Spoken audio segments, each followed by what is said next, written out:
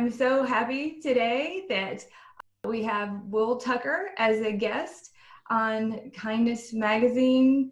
I haven't seen you in a while and I've missed you, so it's so awesome to see your beautiful face. We lived in close proximity to each other not too long ago, and we were at each other's houses for birthday parties and doing lots of hangouts and going to dinner together. And it's really awesome to see you, Will. And I want to hear all about how things are going with your gym and your personal training. And then, of course, we're going to get to talking about some current affairs, too. So tell us how you're doing over there in Arizona with all the craziness going on right now. Hey, Brenda. Well, first of all, thanks for having me on today. Miss you guys as well. You know, we did live in close proximity there a few years, and I still have my plant-based fitness studio here. It's not like a big gym like most people envision. It's more of a boutique style fitness studio where I do small group training and incorporate plant-based nutrition for people to optimize their health and reach their fitness or wellness goals. So that's going well. You know, it was a little challenging with the whole lockdown and COVID. You know, I was deemed a non-essential business, so I did have to shut my doors there for a couple of months there, but that has since lifted. So during that time, that was kind of challenging, and I just had to adapt with what the universe was throwing at me, in a sense. So I started doing everything virtual. I found a platform through a fitness company, so I subscribed to that so that my clients wouldn't have to miss any workouts. So I started doing virtual workouts. It's kind of like a two-way platform, similar to how we are now, but it's more crafted towards fitness. So it has, you know, a timer for a countdown. What's it called? It's called GymGo, Oh. gymgo.com. That's the company or the brand. And I've been using that, and, you know, during the lockdown, that was great. How did they find you? Did they just go to GymGo and then enter Will Tucker? Actually, there's a link on my Instagram, I believe, at Will Tucker Fitness, where if somebody was interested in the virtual training, if they're not outside of the Phoenix area, I kept it going, even though the mandate has been lifted. I still do have a virtual session because I'm kind of doing hybrid now. I'm doing some virtual, and of course, now I have the doors open again. I'm back to in-person training. So yes, the link is on my Instagram page, or you can just look up Will Tucker Fitness. It'll pop up in Google search. I will do that. I will do that because the gyms have not opened in California yet, and they're saying may not open until August or who knows when. So I'm doing a lot of home workouts, mostly yoga, but I'll do a few burpees with you, Will. I hate burpees, but I'll do them with you. Oh, we do plenty of burpees. Plenty of them. Yeah, we were fortunate, like I said, enough to have our lockdown on the gyms, and pretty much everything in Arizona is back open. So I found it somewhat challenging doing my own home workouts, but I'm so happy, you know, it was maybe 3 weeks ago or so that the gyms are back open in the area. And you can tell they're taking precautions. They have, you know, a team of people just constantly on the floor wiping down equipment. Changes, but I'm glad they're open. I mean, I can lift heavy weights again, so that's good. Yeah, it's a new world we're living in, and everything is being done differently. But I think that, I guess this time where we were on lockdown, I know it sounds like we were in prison. Yeah. We had some time to reflect about some things, and you know, like during that period is when my mother passed away, and so I was especially like wanting to just be alone and reflect and meditate a lot and have memories, as well as asking the universe constantly, what's next? What's next? And this is a time where we're rethinking how things are being done. And like you were just mentioning in the gyms, the rethinking, how can we do things in a smarter, better way that's healthier? Maybe that's what's happening with the Black Lives Matter movement as well, is this is a time of us getting healthier as a society. So it's not just overcoming one disease, which is COVID-19. We have this actually much worse disease It's called racism, and is causing a lot more people to lose their lives and their livelihoods, and to just never have a chance to live a life of liberty and prosperity and happiness. And so this coming out of this time, in so many ways, it feels right. Like, well, it should have happened a long time ago. But if we take a little time to take a little pause away from our busy lives and we think about what's really important, things tend to surface. And we just happen to have a gentleman be murdered, George Floyd, during this time period that shone a light on what's going on. And he's certainly not the only one. We've had so many, especially young Black men and women, Breonna Taylor recently, lose their lives to police brutality. And I feel like there's two things going on here. One, of course, is horrible racism. And two is police brutality, which does seem to land a little harder in the Black and maybe even all people of color communities. But it's happening kind of across the board.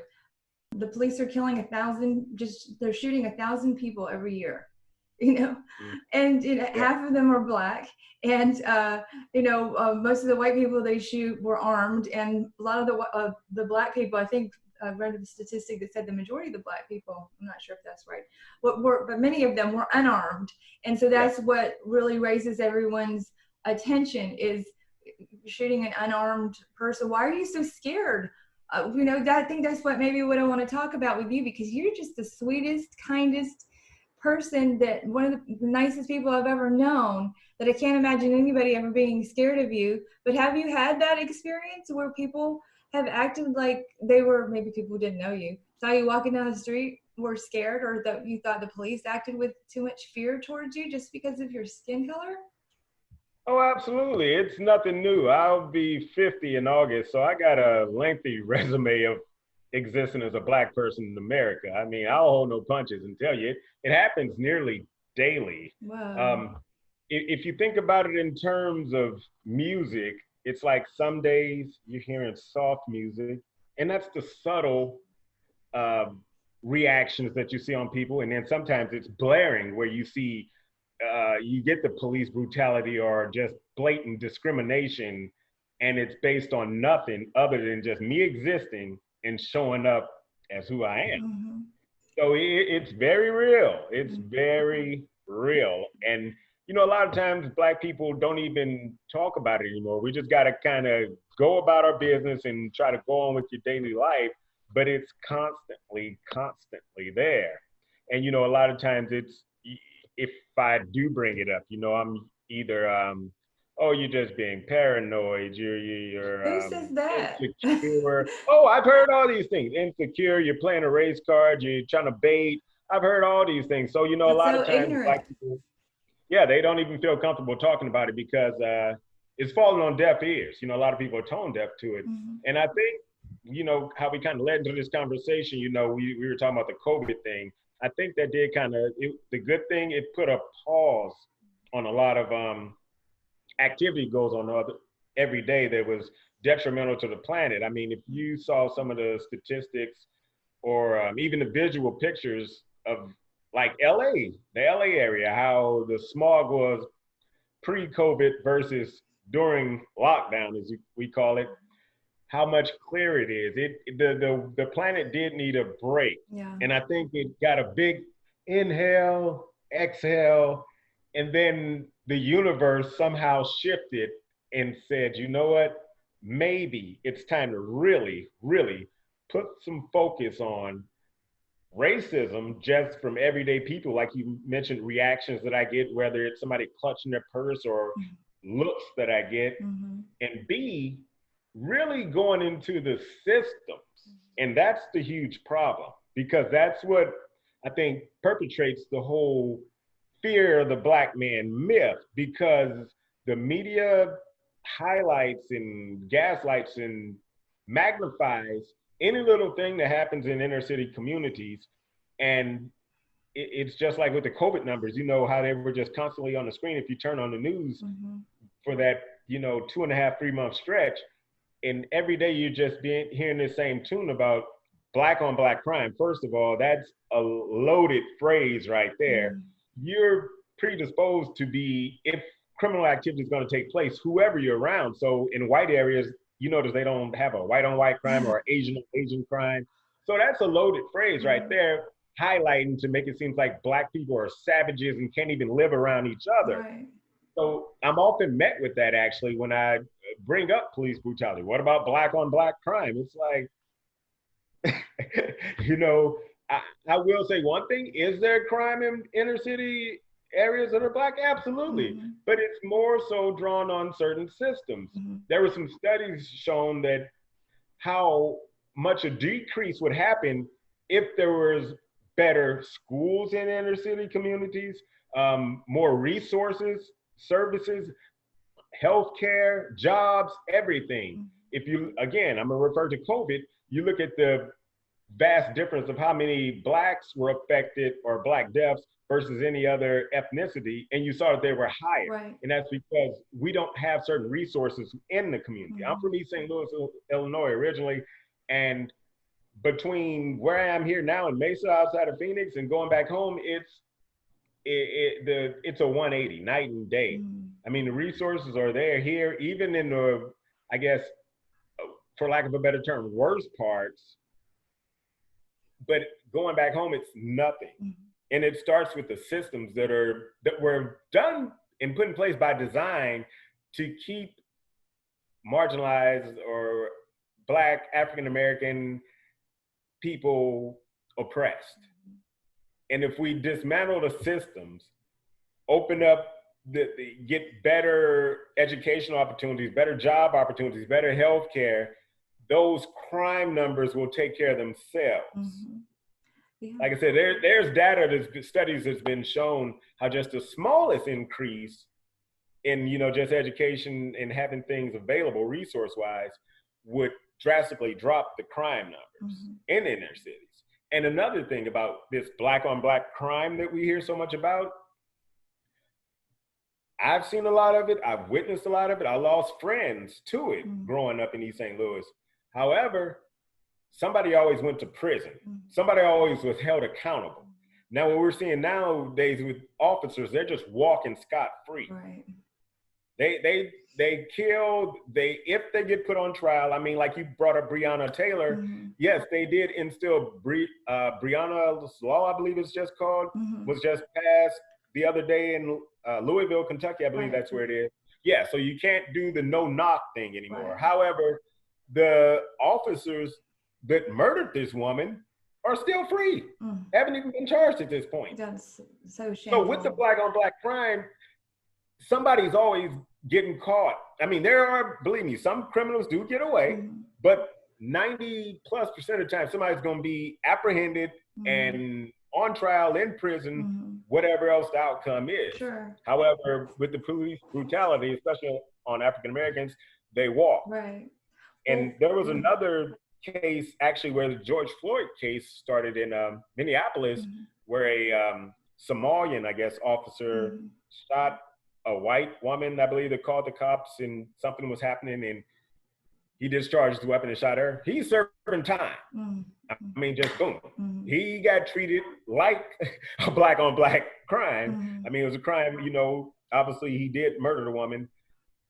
He should be held accountable, but the difference is right there in black and white, no pun intended. Right. No. And when you say that sometimes, yes, a criminal can get away with murdering someone, it's usually because we don't know who it was and we don't really have the proof. Whereas when a police officer kills someone, they have body cameras. They have cameras on their cars, and if that tape of what happened mysteriously disappears, I mean, that's enough information to bring to a jury.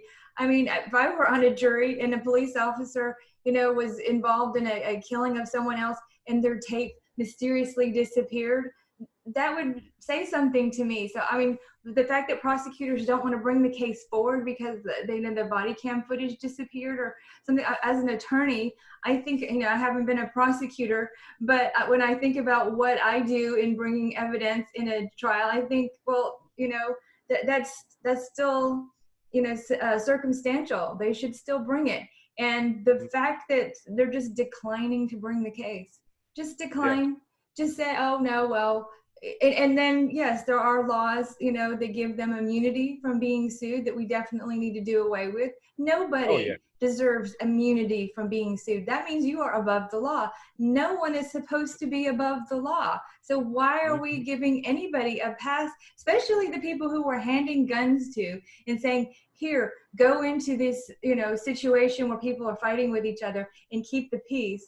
And then we're going to say, and if you happen to shoot one of them, don't worry about it. We'll turn the other way. No, that's not going to create somebody who's going to be good at keeping peace. That's going to create a situation of somebody who's going to march in there and think that they can murder people with no recourse. And that's what we have. We have a really bad situation. Yeah, that's exactly what we have. Actually, here in Arizona, there was a young man that got shot and killed by the highway patrol out here the same day as George Floyd on Memorial Day. And of course, nobody's faced trial. They claim their body cameras were turned off. However, it happened, and it's interesting because allegedly the guy pulled over, in the Gore Point, on this freeway, how it has the white lines. He pulled over in between the white lines where it merges, and he fell asleep in his car. Maybe he was out drinking, driving. I don't know what the facts were behind that. But he pulls over in the Gore Point, so he's in between the white lines, and he's sleeping in his car. Two motorcycle officers rode up behind him, and somehow the guy winds up dead.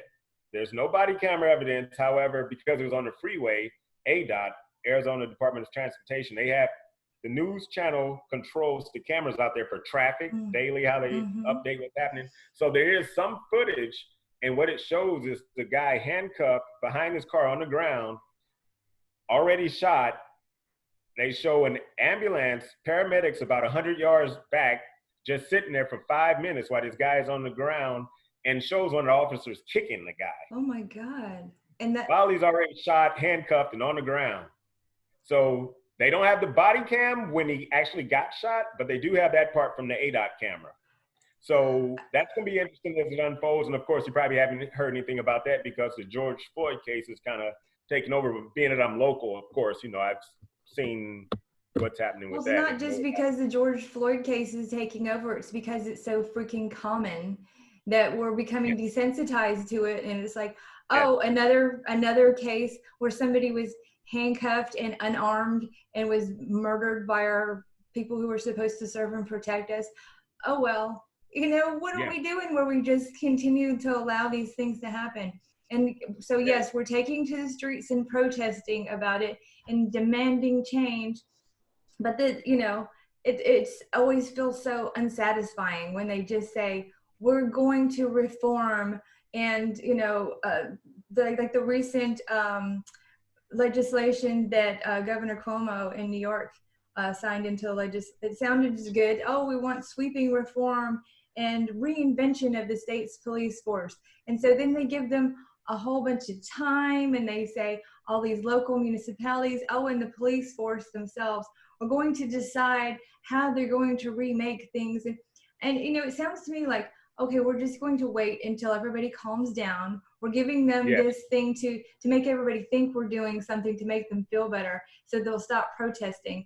And then, we have all this time and hopefully people will forget about it while all this time is going on, and we'll make some little minor reforms here and there. I want to see things like, what's going on in Seattle, what's going on in Minneapolis, where they're completely disbanding their police department, overhauling the city's handling of public safety and taking it away from people marching around with guns and sticks for public safety. And they're coming up with something else. I want to see what they're going to come up with, because there are some experiments that are working. Yeah, it's interesting. Like you mentioned, I believe that's more with, like you mentioned about what's happening in New York. It's like, here, just chew on this or just pacify you, until things kind of blow over.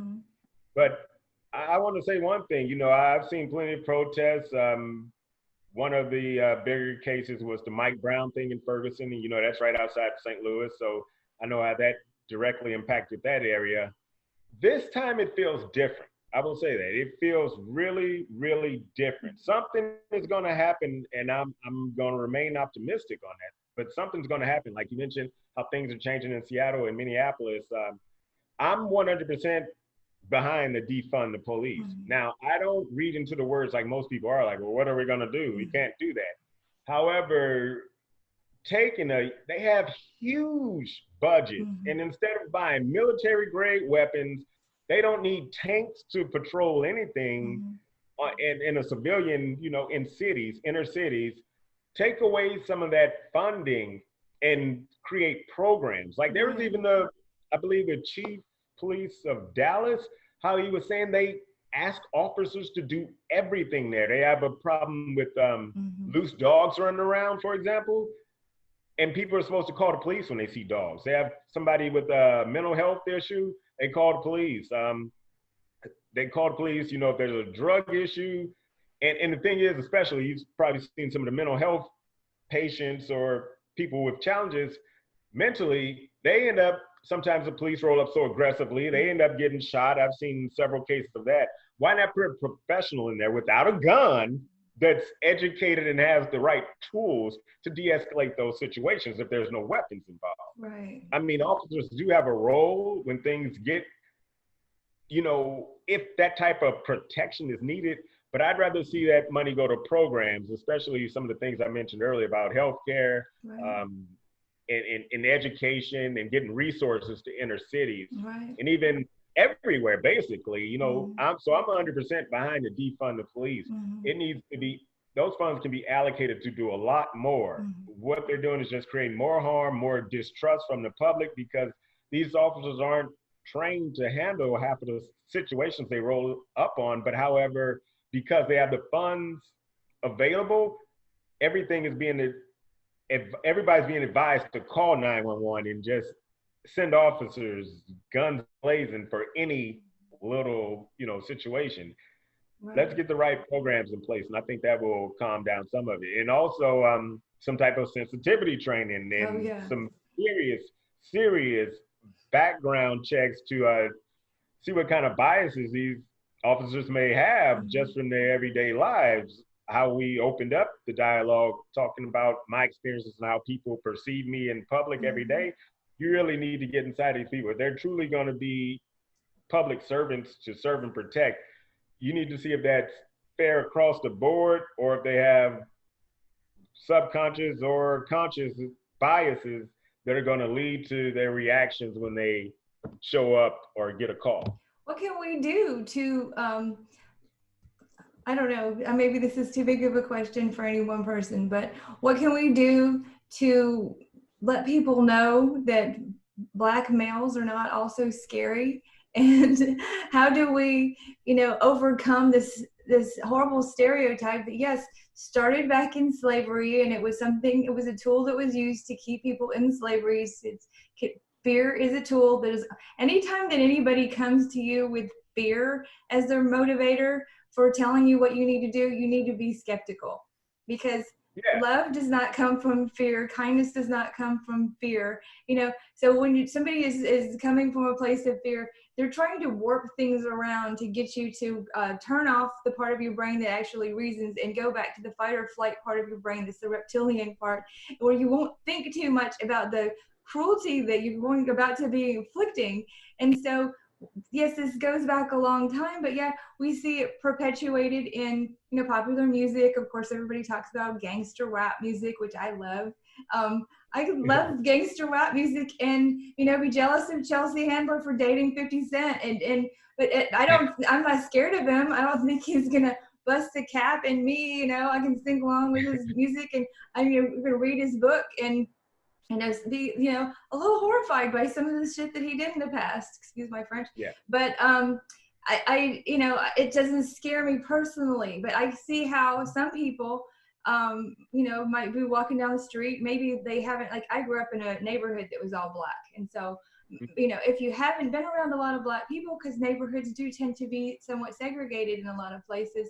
And the first time you see, I don't want to say first time, but your interactions with Black people are all in a distant manner, where you're not actually getting to know their personalities and seeing that they're nice people just like you. And instead you think, oh, this person is like this stereotypical caricature that I'm seeing in movies or in rap songs or something like that. And you're just reacting again out of fear and not taking the time to use the reasoning part of your brain and get to know people. How do you overcome that? It's so huge. Well, that's not for me to answer. I know, it's too big of a Honestly, question. let me tell you why. I'm the one, and let me tell you, Brenda, like I said, I got a 50-year resume of being a Black man in America. It is fucking exhausting. Every day I have to put on some type of act to make somebody else feel comfortable. Mm-hmm. That's not it's exhausting. Yeah. Day in, day out. When I leave outside my door, it's, I don't want to appear threatening. Yeah. Instead of just being me. Yeah. And you get tired of having to play some type of role. So lately, since all this has been going on, I've been seeing some of my white friends. You may remember, she made a post the other day, talking about it and trying to discuss ways with some people. She made a public post and I just read it, because it's truly a conversation white people need to have. Yes. She was very direct and very, honest. And she mentioned when she grew up, she was taught to fear Black men in particular. That's why I say I can't answer that. I am the one that you're the victim of it, right? So why do you have to fix what other people's problems are? Yeah. Exactly. And I'm, like I said, I'm damn for sure tired of trying to act a certain way to make somebody else feel comfortable. Right. So I just go out as me, accept me or not, the looks or not, the reactions, clutching your purse, crossing the street, whatever or not. That's their issue. So any white or other person that feels that fear of me, they need to explore that and just ask. Right. Was there a reason why? She said, I believe it was her parents or grandparents who taught her that. So, and she's overcome it, obviously. So I think she would be a good resource to have a conversation with as to what can be done, because she heard it. Maybe she believed it. Maybe she didn't. She didn't go into that. But obviously she overcame it. Well, I applaud her courage for admitting that right at this time in history, to come forward and say, I was taught this racist way of thinking, and this was what was instilled in me at a young age. And shine a light on that, because I think there's a lot of people, who are saying, where is this coming from? And it's like, it's coming from generations passing it down. Racism is learned behavior that gets taught by adults, parents from each generation. And what we have to do is just say it stops here.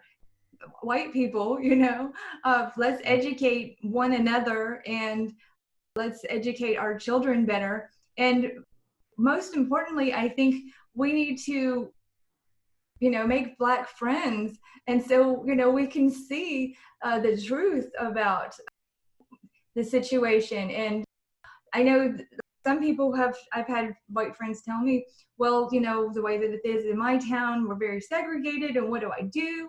How do I make friends with Black people? How do I go? Go up to them in the grocery store and say, excuse me, can I be your friend? We have a different skin color and I'd like to get to know you. How odd.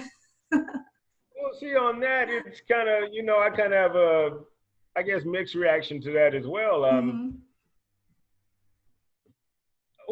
Black people don't need to be an accessory. You know what I mean? Hey, I got a Black friend. I hate it when I hear somebody say that.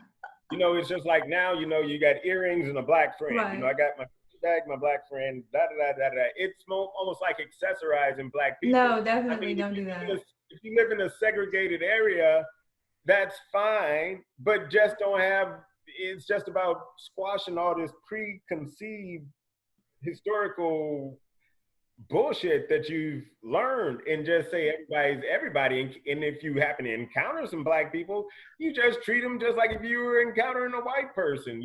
That's why, like I said, I want to have that conversation with to say, what was it that your grandparents or parents said? Why were you supposed to fear Black people? So I think that's what I'm going to have to ask her. I've been saying that since I saw the post, but I haven't had a chance to have a conversation with her.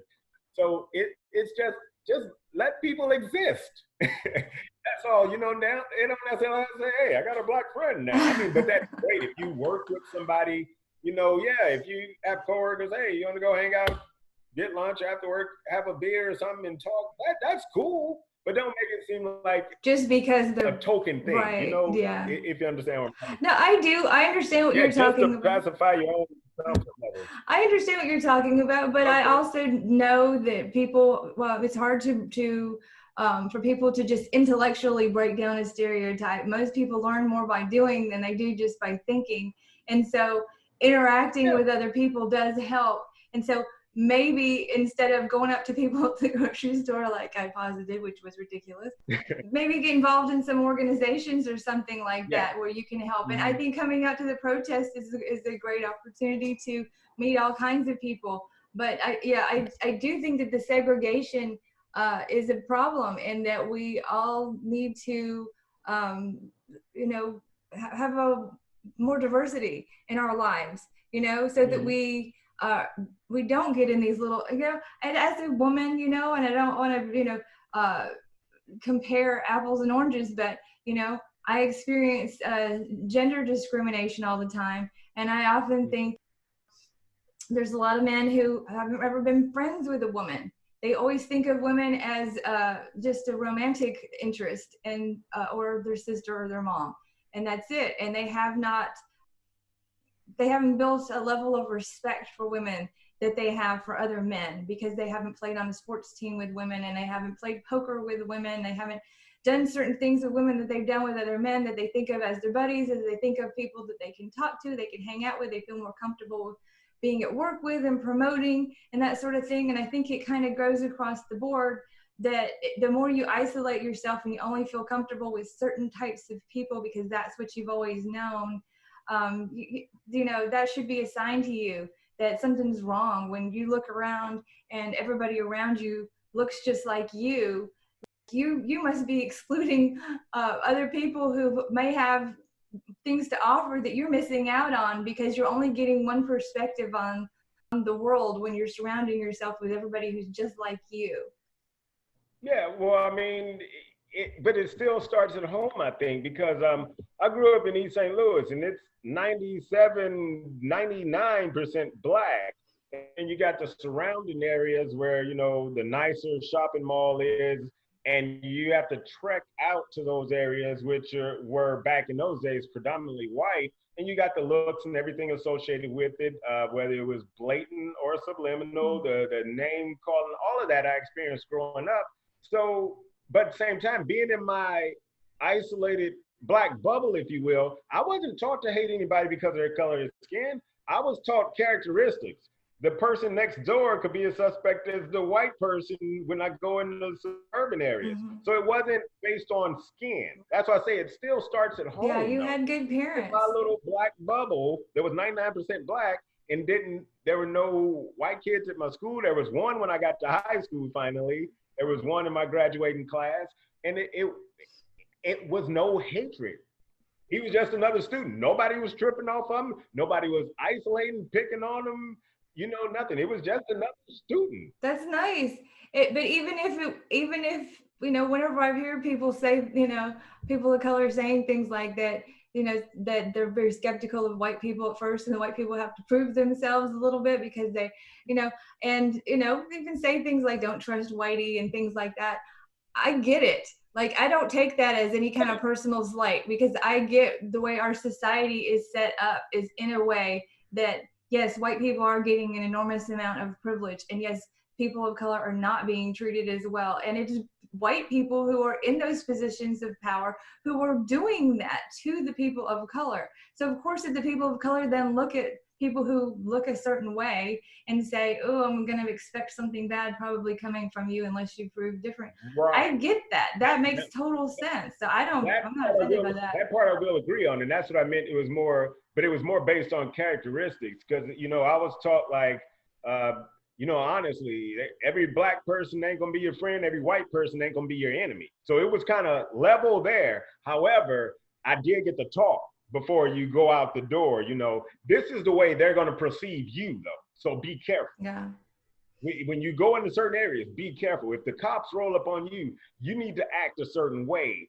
So I'm not going to say I didn't hear some of those things, but it was never fear-based. It was factual-based. Like you said, systems are in place to keep Black and brown people marginalized and oppressed.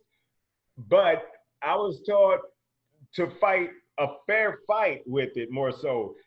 Look out for certain characteristics, but always be you. Yeah. Don't go fearful or anything else. Like I said, a lot of people say all kinds of trash about East St. Louis, ghetto, yada, yada, yada. But the fearlessness that's instilled in you is irreplaceable. That's why you've accomplished so much. What's that? Maybe that's why you've accomplished so much in your life, is that you were instilled with that kind of fearlessness to go out into the world and just do it. Thank you, but I feel that I got a long way to go. Well, I'm just scratching the surface. Well, yeah, I'm sure you're going to do even more awesome things. But you own your own business, and you're well known as an amazing trainer and sought out, and been a columnist for the fabulous Vegan Health and Fitness magazine.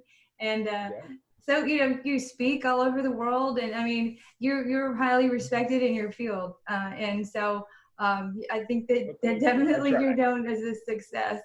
And so I do think that some people can come from a situation where things were tough and turn that into a motivating factor, and then some people come from a situation where they weren't given too many things and let it really get them down and keep them from even trying anymore because they feel like they've been beat down so much. So that's another big question that I hate to throw on you, but what do you think is the difference between the people who let it motivate them and the people who let it discourage them? I can't really say if there's a difference. Because I got friends too. I can go home and, like I mentioned, I'm 50 years old, and I moved away from the area 15 years ago. But I mean, I went off to college prior to that, and haven't lived as an adult away from the area, and may have come back a couple times. But the saddest thing is when I return to the area and see guys I grew up with and went to school with, and they're still on the corner, or got caught up and strung out on drugs, or just not reaching their full potential, because I grew up with a lot of these people as kids, so I know they got it in them, but just fell victim to the environment. And it comes down to those factors I spoke about in the beginning. We had a level playing field, or below level, because we all grew up in the same pretty much financial and environmental situation. Played together every day, almost all day, went to school together, everything else. But the difference, I just said, I gotta go. I gotta push forward. I've sat there drinking beer on the corner, smoking a joint with them, whatever else. But I just had to get more. It was just like, this does not define me. So that's why maybe that's the next chapter after training, because I think I'm getting long in the tooth there. I heard you bring up the training thing. Turning 50, and I think I may be heading into retirement from training. And that's what I would really like to get involved with, is find a way to get the program started and go back into those inner city situations where I grew up and see if I can make a difference there. That's awesome. So that's so similar to what we're doing with the magazine, transitioning from vegan health and fitness, which, yes, I mean, important stuff that we definitely still want to promote, but coming from the heart maybe a little bit more now with changing the name to Kindness Magazine, wanting to affect things on a broader level. And what you're talking about here, you've come from a place where, yes, you've helped people lose hundreds of pounds of weight. You've helped people get in shape. You've helped people change their diets and turn their health around and get rid of chronic diseases. I mean, you've done so many amazing things in the realm of health and fitness also. And now you're talking about taking it back to where you came from and reaching out to people on a different level. And I just see like major similarity here. I'm 49 too. Maybe this is like what happens at this time in your life.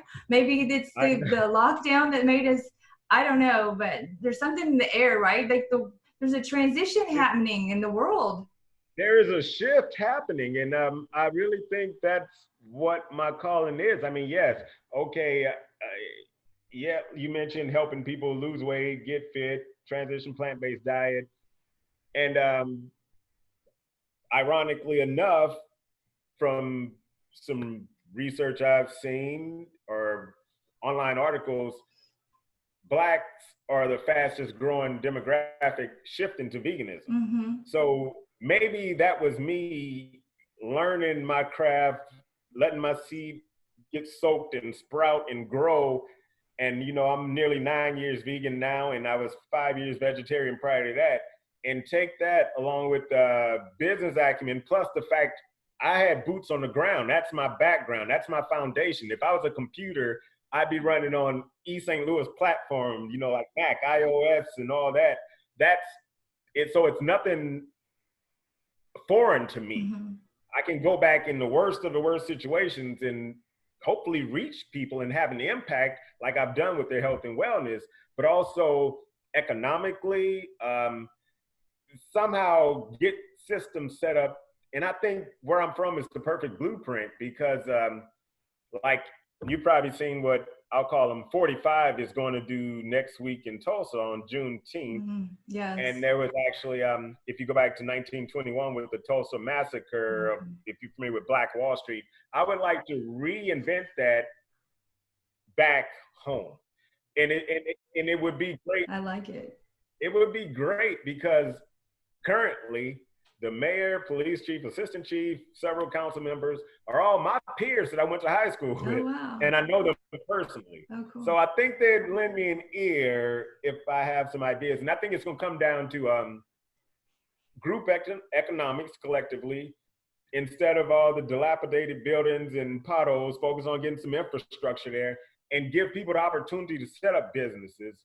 Set up, if you don't want to go to college, which is fine, either some type of entrepreneurship programs or good trade schools. You can pick up a trade, but just something to teach people to set up their own, keep it in the community, how I mentioned shooting up to the suburbs and going to the other malls and stuff.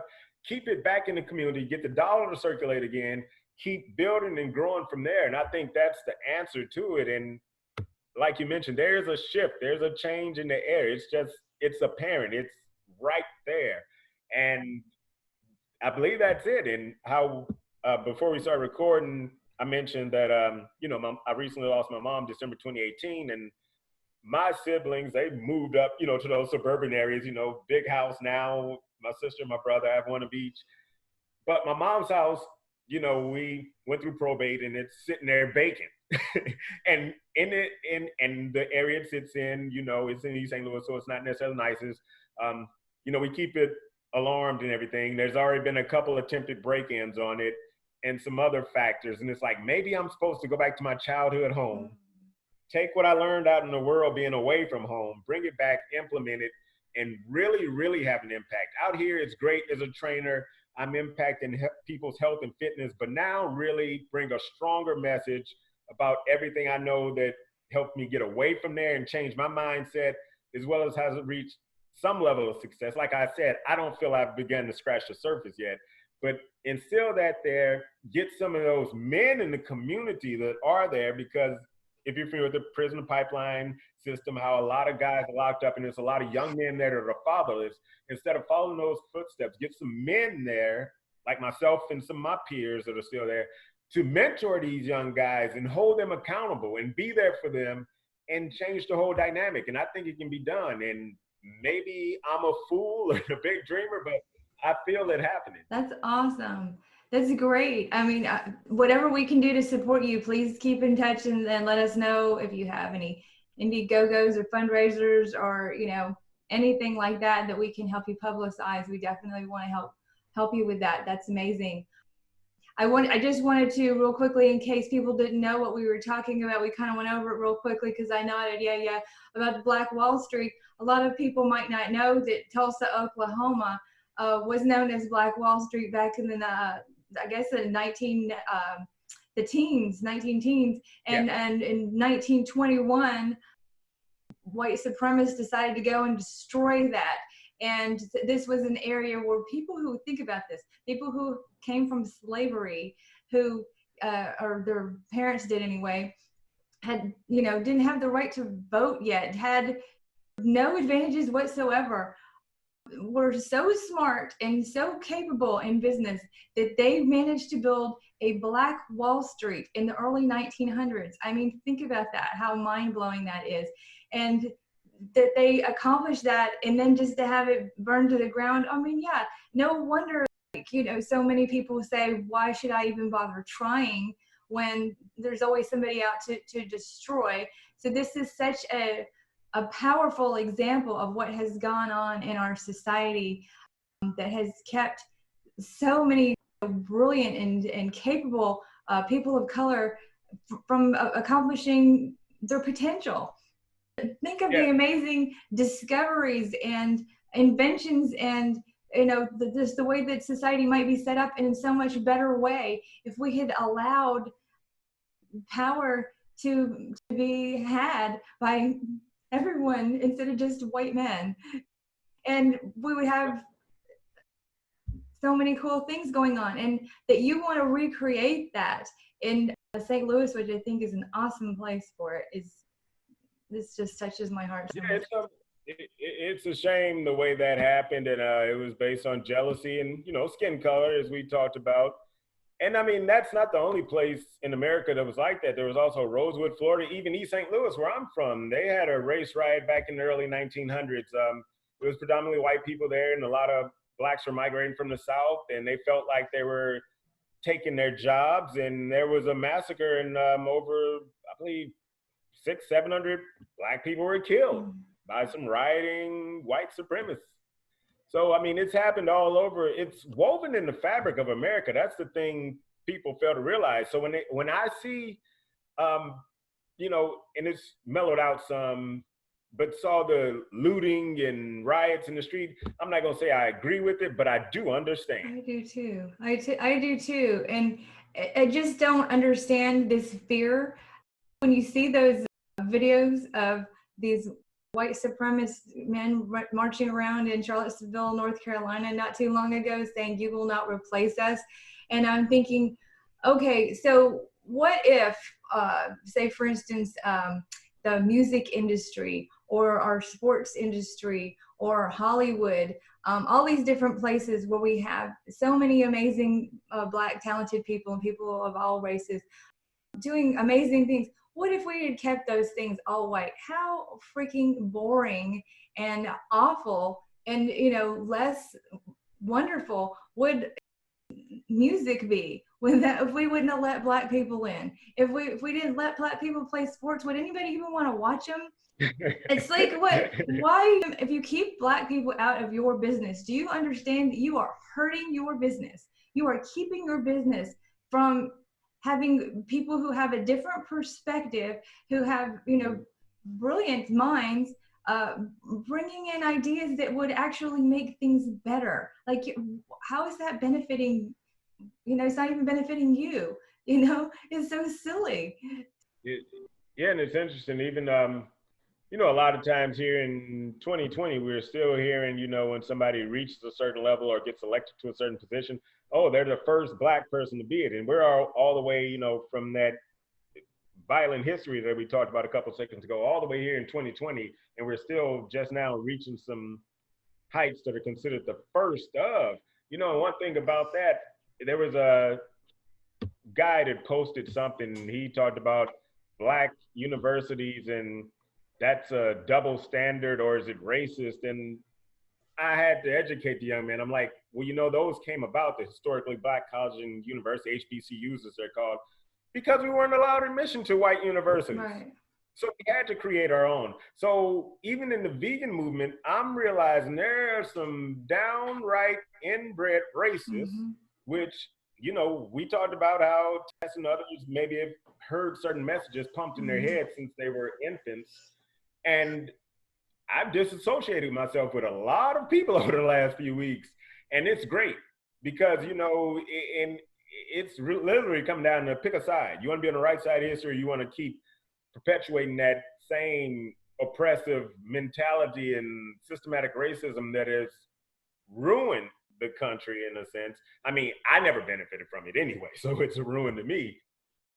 But getting back to what I was saying a second ago, in the vegan community, even when I don't know if you're familiar with Black Veg Fest, it takes place in Brooklyn, up in New York. I think it was Brooklyn one year, Bronx one year. I went to the first one in Brooklyn, and when the guy started promoting it, I saw all kinds of white vegans say, "Well, what if we said there was a white Veg Fest? That's not fair. That's not fair."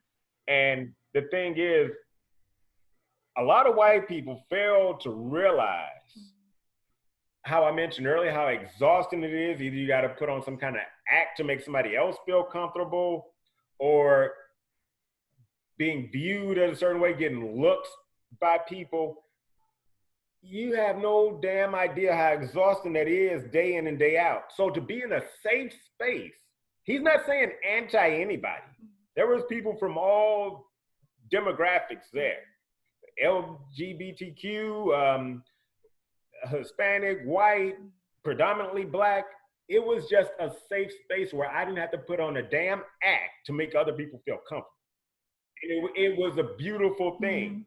And all the people that are so short-sighted and see it as they see Black, and I think that's the trigger word. And then, like your t-shirt says, Black Lives Matter, and people come back, all lives matter. I don't know why Black is a trigger word for so many people. When we live in this white world, whether they're taking advantage of it or not, that's their bad. But the privilege is there. Don't blame me. Don't get mad at me because I choose to go to a Black Veg Fest or somebody create something. It's just to have a safe space because he understands what it's like to be Black in America. It's not anti-anybody. It's me hatred towards anybody. It's just come over here, breathe, and you don't have to act. You can just relax and be you. Right. Well, I'm sure it is get exhausting having to educate people over and over again. And there are, so many white people, myself included, who have been in a privileged situation where we haven't experienced what people of color have experienced. And we walk around, and it's all people, we all walk around completely thinking that everybody is just like us. Everybody experiences just what I experience, and everybody, and we forget, oh no, your experience is so different from mine. Yeah. And it can be for the smallest thing. Like I know when I changed my hair color, I've been blonde for a long time, and then, doing the darker hair color, or when I had red hair color, people treated me completely differently. Can you imagine if I had changed my skin color? Yeah, exactly. And there's no people with blonde hair or dark hair or whatever that were slaves just because of their hair color. So the minute differences that I noticed in people treating me like maybe I was a little bit more friendly, but maybe a little bit not as smart when I had the blonde hair. But when I have the darker hair, people think that I'm more serious and maybe a little smarter. It's so strange. Like my intelligence has nothing to do with my hair color. So, your, scariness or, ability to do whatever has nothing to do with skin color either. And I know for you, you're like, well, duh, just treat me like a person. Yeah.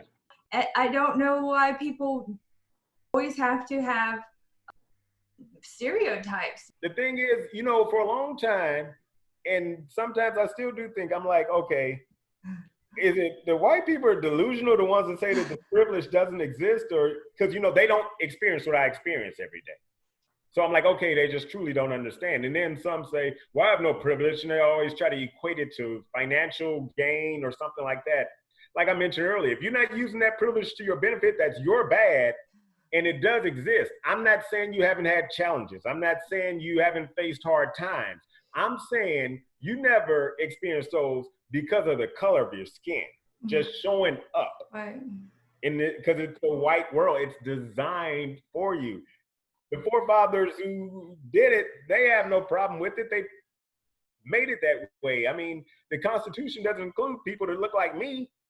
I'm in America, but I wasn't included in that. It says, even you talked about gender a little bit, it says all men created equal, et cetera, et cetera. They definitely weren't talking about me because my ancestors, my lineage weren't considered people. We're considered property. Right. So And women were too. I mean, Yes. not, we weren't slaves. I mean, I suppose, you know, if you want to equate it, I think about a lot of the situations with women over the years where we've basically been sex slaves because we've been property of our father until we're married to a man who, you know, the parents approve of. And then he, you know, he owns you and your body. You know, that's the way that it has been. It wasn't even rape to, if you forced sex on your wife until just a few years ago. So, but no, we have not experienced it to the extent, you know, it's all different. And I think that whenever we start saying, oh, my pain is worse than your pain and what I've been through is worse than yours, or what, I mean, we've, you know, and I don't want to say, oh, we've all been through bad things either, but it's like, yeah, there are some people, yeah, who have had it worse. Oh, yeah. So I definitely admit that. And I just, you know, whatever privilege I have, you know, even though grown up poor and that sort of thing, whatever, I do know that I have had the opportunity to speak up and have people listen to me in situations maybe where they wouldn't have listened to a person of color because maybe the people I'm talking to are racist. So I get a chance to maybe educate them and share information with them and try to open their minds a little bit where a person of color wouldn't be heard. And that's what we should be using this privilege for, is trying to create more equality and not, I think hoarding is a very dangerous thing that goes on. And, you know, people trying to hoard wealth, people trying to hoard attention, power, whatever it is that you've been given in life, be grateful for it and then share it. Yeah. And if what you've been given is an opportunity to speak out somewhere where someone else will hear you, use it to help others, not just yourself. Don't be so selfish. Don't go around just wanting, like I've said many times, justice is not just us. Yeah. If your idea of justice is focusing on just us, that ain't justice. Absolutely. You need to be reaching out to help others who are not in your group. And so, yeah, while I do the women's rights marches, I also do the Black Lives Matter marches. And if you care about discrimination, it's like has been said many times, if anybody is experiencing injustice, then we should all realize that it's affecting all of us. We all need to get involved and we all need to do whatever we can. And as a business owner, I know the one thing I try to do is I try to hire people of color. I try to, I run a magazine, so I try to feature people of color inside it and promote their businesses and that sort of thing. And so everybody has their own little sphere of influence where they have something that they could do that would help. And so just keep in mind, you might have to, as a business owner, have to go out of your way to reach out to people of color more because maybe they're, you know, outside of your normal circle of interaction. Do it. You know, it's worth it because it's going to benefit all of society and it's going to benefit your business because you're going to have diversity and you're going to have people who you wouldn't have had giving you ideas that you wouldn't have had that are going to make things more appealing to a broader range of people. Yeah, absolutely. And I want to commend you guys for doing that because I remember with Vegan Health and Fitness, you did have a Vegans of Color issue a while ago, which featured myself and quite a few other people that I know and some I didn't know and got introduced to that are vegans of color.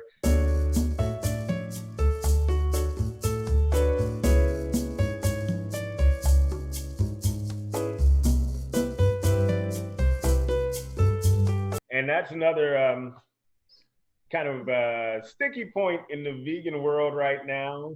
How people are saying, how can you not have compassion for your fellow human the way you show it for animals? And a lot of people are just like, vegan means animal only, forget everything else. Right. And I think it should be all encompassing because it's based on compassion. I can have as much compassion for a pig as well as a person. And that's my take on it. I see it as all encompassing. And a lot of people are drawing this hard line in the sand, which is fine because I would rather for them to be straightforward as to who they are than, you know, put on this act. That's the most disappointing thing when, you know, and I've experienced it before when there's a white person or something that's smiling in your face and calling you names behind your back.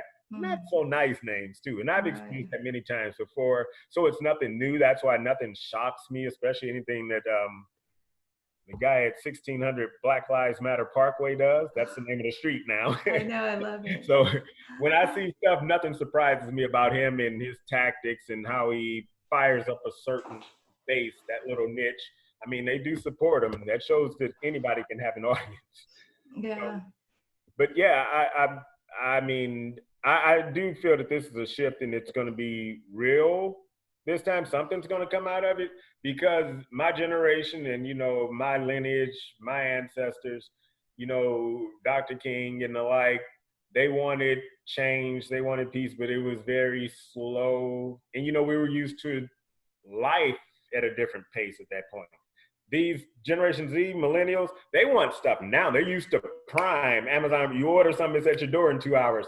That's why I think that's going to make the difference, because they're out there in the streets, they're active, and they want stuff when they want it. You know, it's we're benefiting from their attention deficit disorder. Right, exactly. That's wonderful. Oh my God, that's the first time I've thought about that in the good way. That's my philosophy, because when they want something, they want it now. You know, I have a 12-year-old stepdaughter, so I understand. I know when they want it right this second. It's not, oh, we'll do it tomorrow or next week. No, it's now. And I think that, and there are a lot of the ones that's out there in the streets, marching, protesting the way the system is. And that's why I think change is really going to happen. It's the young folks. Awesome. I love it. That's their answer to Martin Luther King's talking about how they keep telling us to wait. Yeah. We've been waiting too long. And this generation is like, no, we don't wait. Right. Exactly. Exactly. That's awesome.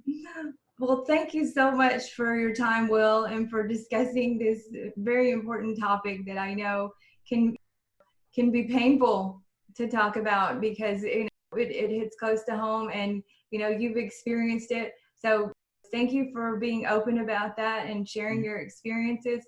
And I hope that by us talking about it more, that we can come up with new ways of behaving in society that will help bring, I don't want to say an end to it, but again, like, hey, I need to be like these millennials and be like, we want to end it now. Don't be like my slow generation. But yeah, we need to bring an end to this. We need to be a little bit impatient about it. It's enough is enough, right? Absolutely, yeah. Thank you for having me on. And in closing, I just want to say, it does start with white people. One thing that I really touched my heart during all this, because the George Floyd thing felt different, because I messed up. I watched the entire video, and it really affected me. One thing that I will say, and these folks that I'm about to mention, because they're good friends of both of ours, I believe, but Robert and Karen reached out to me about a week after that, and just to check on me. And we had about an hour-long conversation similar to like we had. And the one thing they did, they just listened. And then the question that they had after they listened to me, what can we do to help? And it's gonna have to be white people to dismantle this thing, whether it's that instant Generation Z millennial change or whatever, or, if it takes a little bit of time, but it comes from white men especially, because they have a seat at that table of privilege. What are you gonna do to change and level the playing field? And Robert's been a lot more outspoken about things. And after this is Robert Cheek. Yeah, Robert Cheek. I just want to say it's Robert Cheek and his girlfriend or wife, Karen Oxley. Yes, they're married now. Yeah, but after I got off the phone with them, I felt a lot lighter. Yeah. Because it was genuine, and they want to know what they can do. And Karen mentioned, they moved to Colorado. All you guys keep getting out of Arizona for some reason. Must be the heat. She mentioned some books she was reading with some other friends of hers, kind of like a book club, and having discussions. It starts with the discussions, like you said to me, thank you for talking about it. We have to be open. It's there. Let's talk about it. Let's not avoid it. Let's find a solution. If lack of a better term, on the outside, if you had a seat at the table, level the playing field. And Robert asked me again, like I said, he said, what can I do? And I told him one thing at the end of that conversation. I said, check on your Black friends just to see how they're doing. If you have, more than just me, hopefully I'm not the accessory, check on them and see how they're doing. And he reached out to quite a few Black guys in the vegan movement that he's comfortable talking with, and it seems to really impacted him, and he's been a lot more outspoken using this platform to, you know, promote Black Lives Matter and a lot of injustice. And, you know, I just wanted to acknowledge that because him calling me made me feel better. And there have been, you know, other white allies of mine that have reached out to me, yourself included. And I want to say, I do thank you guys, and I appreciate it for recognizing it. And together we can fight this virus, as you called it in the beginning, that's been around for 40 years and there's no vaccine for, but we can use the millennial power, the Generation Z power, the ones out there, and we can do this and just make it so everybody can just exist. I mean, that would be the best thing ever, is just be able to exist. Absolutely. I love that. I love that your solution is so simple. Just reach out to your Black friends and show them that you care, you know, and listen to them and ask them, what can I do? I think that is such a beautiful solution. And, you know, like I said, if you're a business owner, hire more Black people. Reach out and, you know, help, you know, wherever you can. If, you know, whatever your sphere of influence is, donate money to organizations, get out and march with other people who are, you know, anybody who is being oppressed. If you are a caring person, get involved and help. So again, thank you so much for your time, Will, and we'll keep in touch. All right, thank you. Always good to talk to you. Always a pleasure.